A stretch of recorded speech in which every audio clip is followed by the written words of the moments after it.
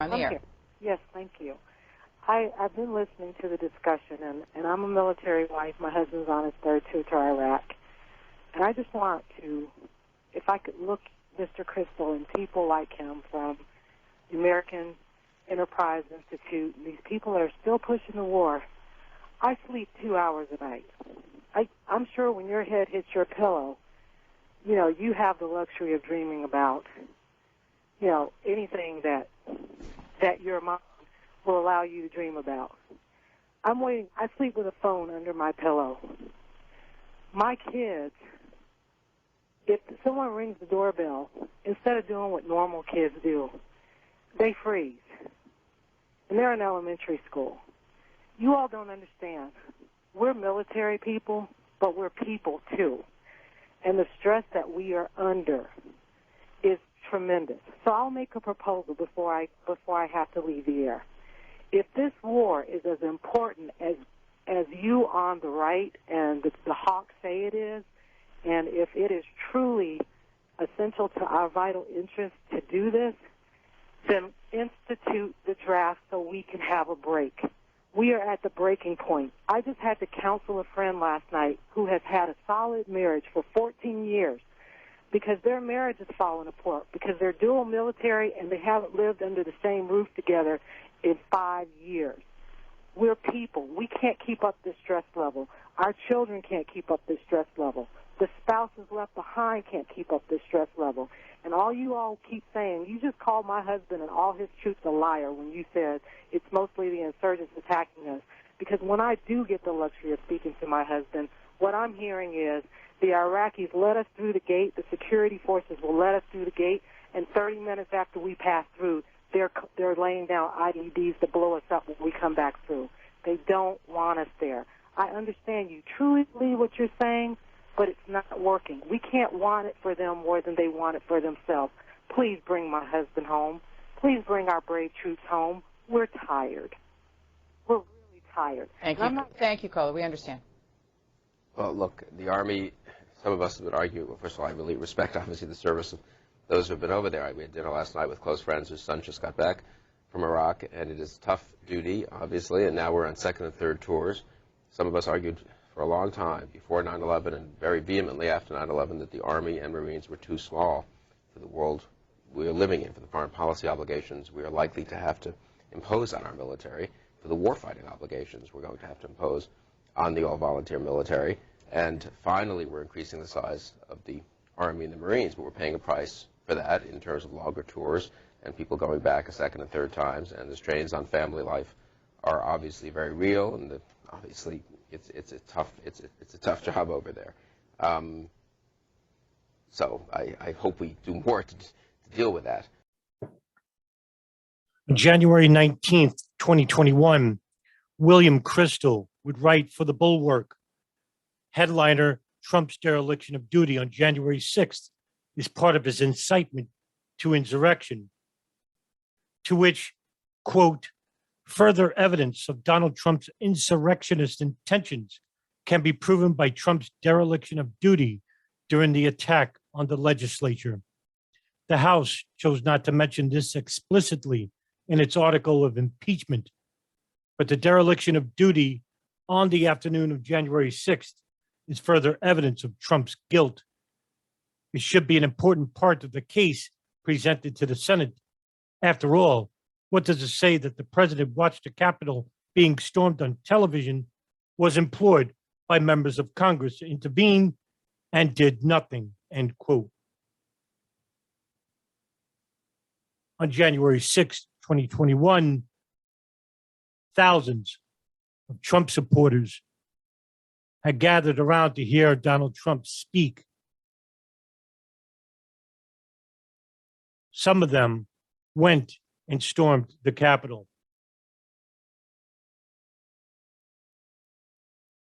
Many people were injured, and some were killed.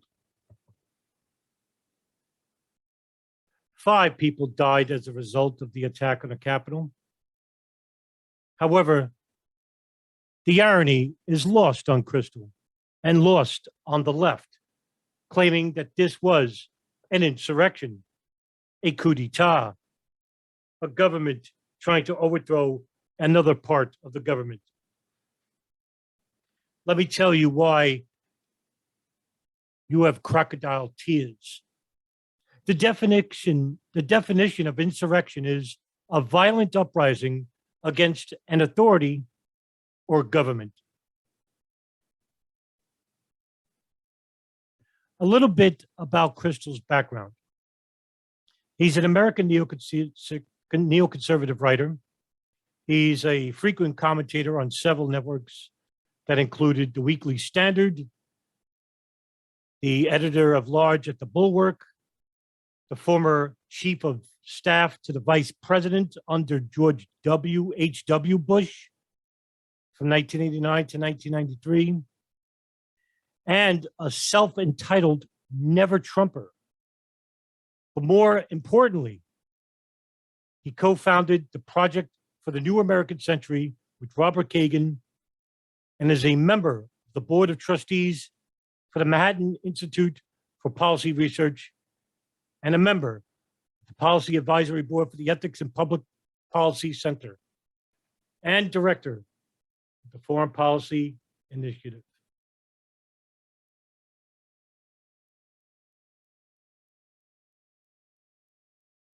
In 1997,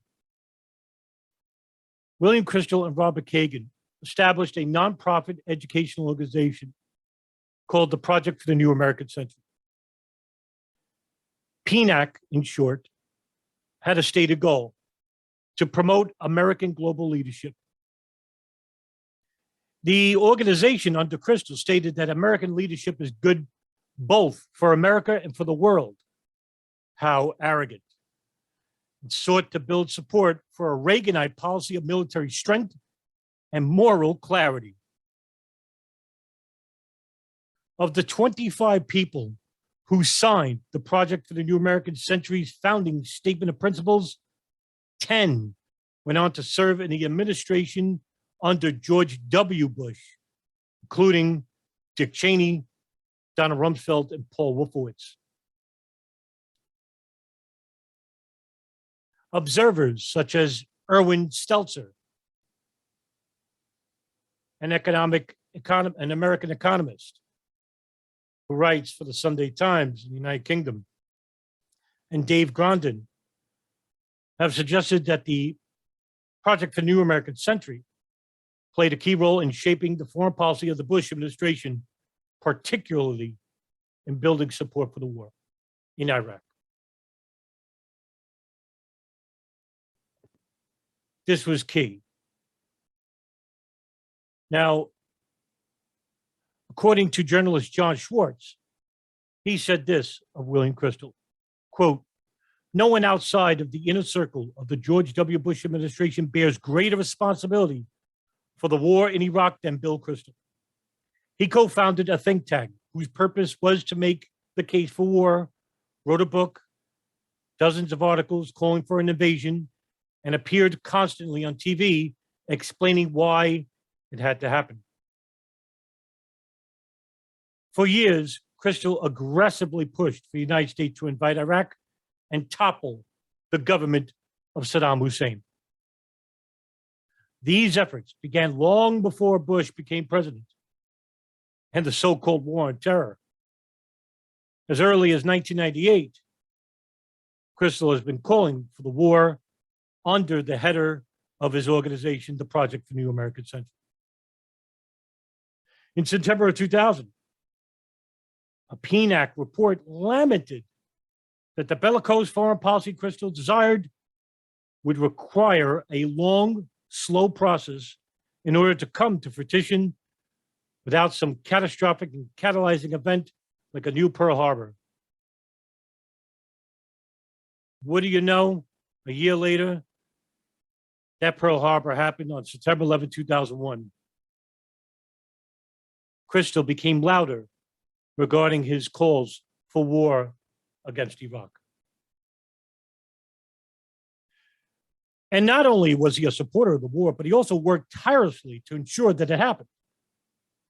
2 days before the U.S. invasion of Iraq began, the Washington Post reported the myriad avenues, including a position at Harvard, though which Kristol pushed the war.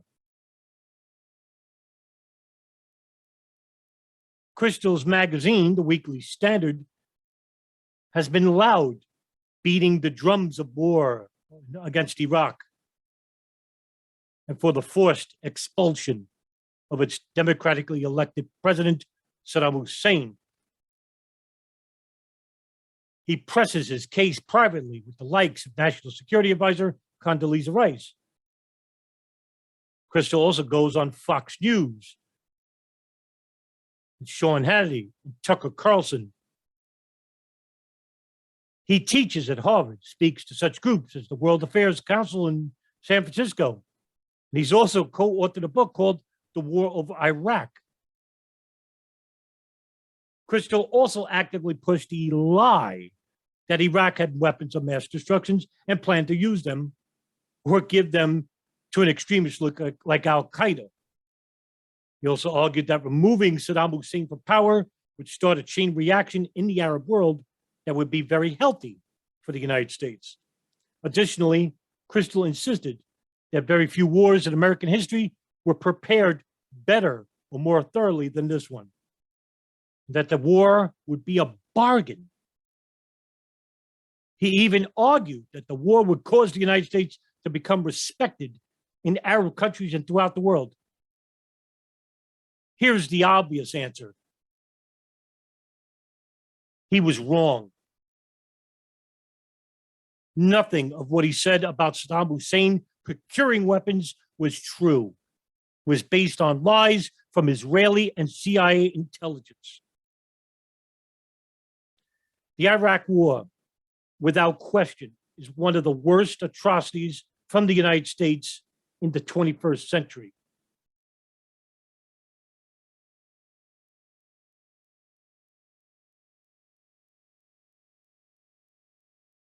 In the PNAC document, it called for regime change in Iraq.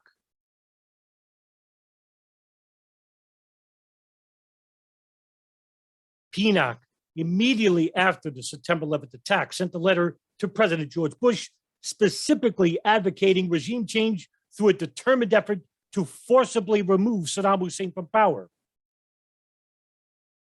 The letter suggested that any strategy aiming at the eradication of terrorism and its sponsors must include a determined effort to forcibly remove Saddam Hussein from power in Iraq.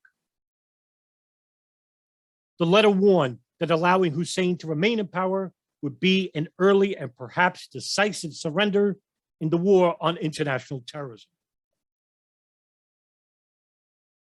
They tried to force the Iraq war even earlier, in which PNAC would send a letter on January 16, 1998 to President Clinton urging the removal of Saddam Hussein's regime from power and the involvement of multiple PNAC members in the Bush administration.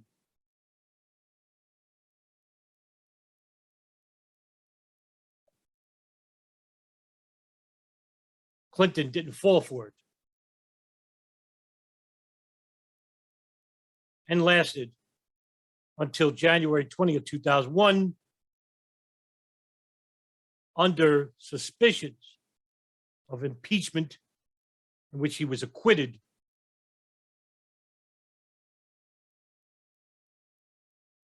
by the House of Representatives.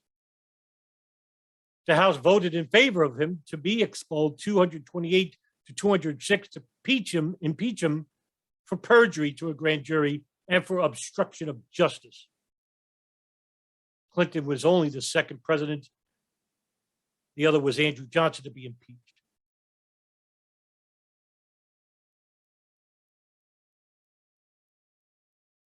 All based on the Starr report,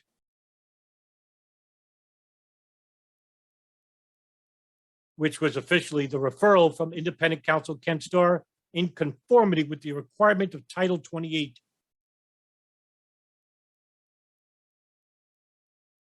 The allegations in the report led to the impeachment of Bill Clinton and a 5-year suspension of Clinton's law's license.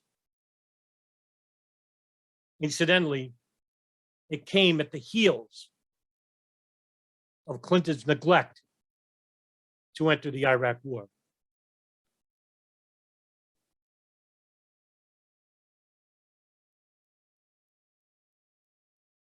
So what does this say about the irony, about the moral predisposition of Bill Clinton? That he would care to opine his useless and transparent opinions regarding January 6th as an attack on our democracy. How dare you make a mockery of democracy in which you were responsible for the deaths of over 1 million Iraqis based on the lies purported by Israeli intelligence, by the CIA, by the Weekly Standard, by the Project for New American Century, and the Wolfowitz and Bush doctrines.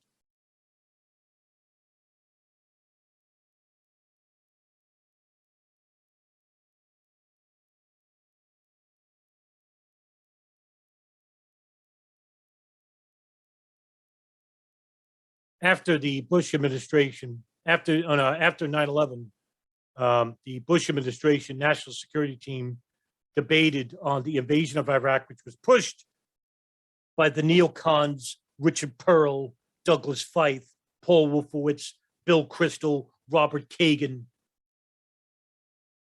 And it was on the day of the attacks that Secretary of Defense Donald Rumsfeld asked his aides for best info fast. Judge whether good enough hit Saddam Hussein at the same time, not only Osama bin Laden, in which George Bush would then pressure the FBI Director Robert Mueller to find evidence that Al Qaeda was commiserating with the Ba'athist Party. He could not. It then fell at the lap of CIA Director George Tenet. And through the forced torture of Sheikh Ibn al-Libi, he confessed that he himself had witnessed Ba'athist officials visit Al Qaeda in procuring chemical and biological weapons. That information was sent to Secretary of State Colin Powell, in which the information was never vetted and approved by CIA Director George Tenet, acting on behalf of the Bush administration.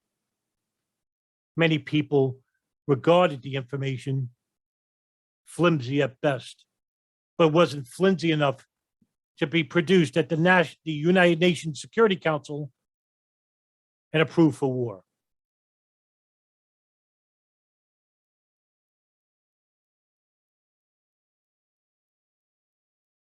November 27, 2001, General Tommy Franks, the commander of the U.S. Central Command, met with Rumsfeld to go over the plans for a war against Iraq. How could they make this decision just days after the attacks where the smoke is still billowing at Manhattan? How could they? Well, the blame could be shared, most of it, to Bill Kristol. The same Bill Kristol who happens to believe that what happened on January 6th was an insurrection. The definition of insurrection, once again, is a violent uprising against an authority or government in which 5 people were killed. Would not that same definition for insurrection imply with Iraq, where over 1 million were killed? To those of the progressives, the real progressives, you tried your best in advocating for a presidential candidate to represent you the best of your ability. But the left is no different than the right, because when it comes to foreign policy, there is no left and right paradigm. There is one party. And when the left denied Bernie Sanders a chance to best represent the people of the United States, was it because he opposed the Iraq War? And if so, what does that say about the left's support for old Reaganite neoconservatives who were considered pro-right. But because, according to Bill Kristol, he's a never-Trumper, the same for Paul Wolfowitz, what does it say about you supporting the same people who advocating for regime change through a forced insurrection of a country and its government? I will haunt you with the words of Bernie Sanders. Gentleman from Vermont is recognized for 5 minutes. Thank you, Mr. Speaker, and I thank my friend from New Jersey for yielding. Mr. Speaker, I don't think any member of this body disagrees that Saddam Hussein is a tyrant, a murderer, and a man who has started 2 wars. He is clearly someone who cannot be trusted or believed. The question, Mr. Speaker, is not whether we like Saddam Hussein or not. The question is whether he represents an imminent threat to the American people and whether a unilateral American invasion of Iraq will do more harm than good.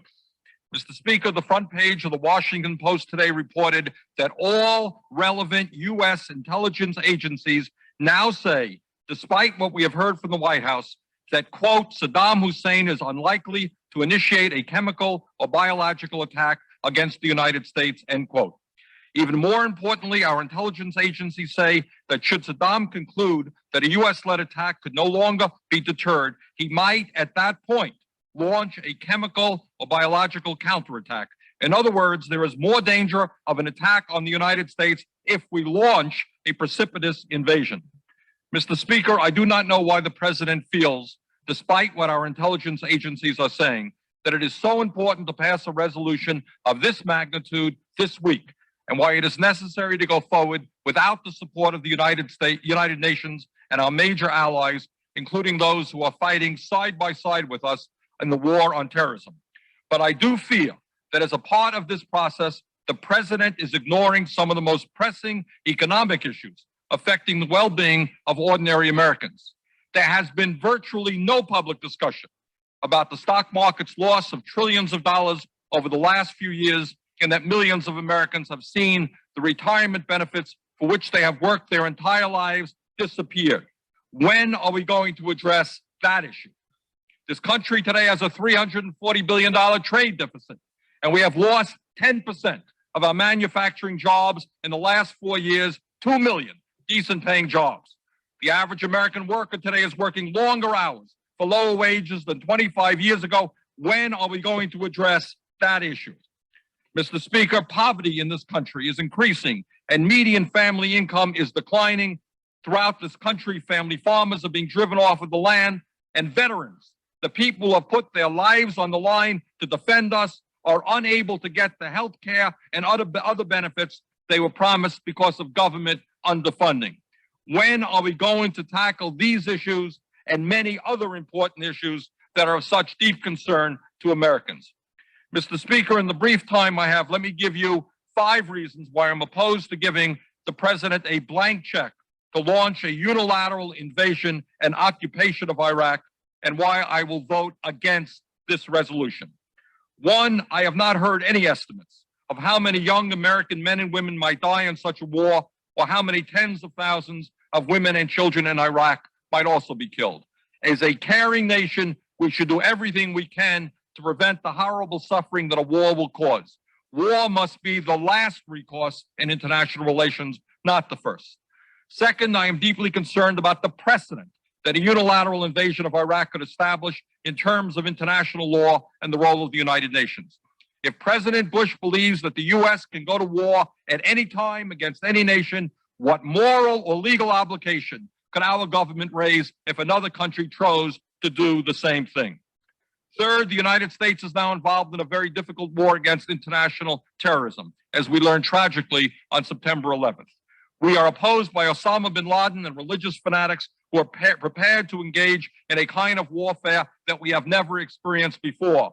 I agree with Brent Scowcroft, Republican former National Security Advisor for President George Bush Sr., who stated, and I quote, "An attack on Iraq at this time would seriously jeopardize, if not destroy, the global counterterrorist campaign we have undertaken," end quote.